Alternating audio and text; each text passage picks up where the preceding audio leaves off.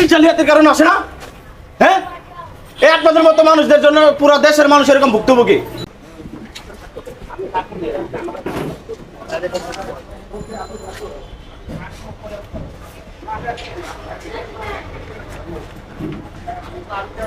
কত ইউনিট লাগছেন দেখি ভাই?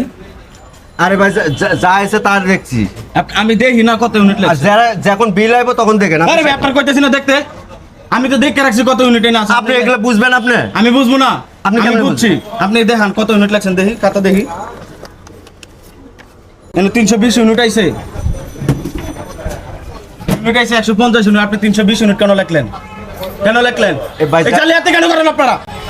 আমার ঘরে একটা ফ্রিজ নাই, টিভি নাই, কোনো কিছু নাই, দুইটা ফ্যান চলে, দুইটা লাইট জ্বলে, তাতে আমার প্রতি মাসে আগে বিল আসতো 400 থেকে 500 টাকা, এখন আসে কত? 2000-2500 টাকা। কেন আসে? কেন আসে? এই জালিয়াতির কারণে আসে না? এই জালিয়াতির কারণে আসে না? হ্যাঁ, এই আপনাদের মতো মানুষদের জন্য পুরো দেশের মানুষ এরকম ভুক্তভোগী। গ্রামের মধ্যে কিছু কিছু মানুষ ঘর আছে যারা একটা ফ্যান চালায় না, একটা লাইটও চালায় না, অথচ আপনারা ওইখানেও বিল আসে 400-500 টাকা, 1000-1200 টাকা। কেন আসে? এই জালিয়াতি আপনারা বন্ধ করেন না। অফিসের লোক তো এখানে আসে না, আসে অফিসের লোক।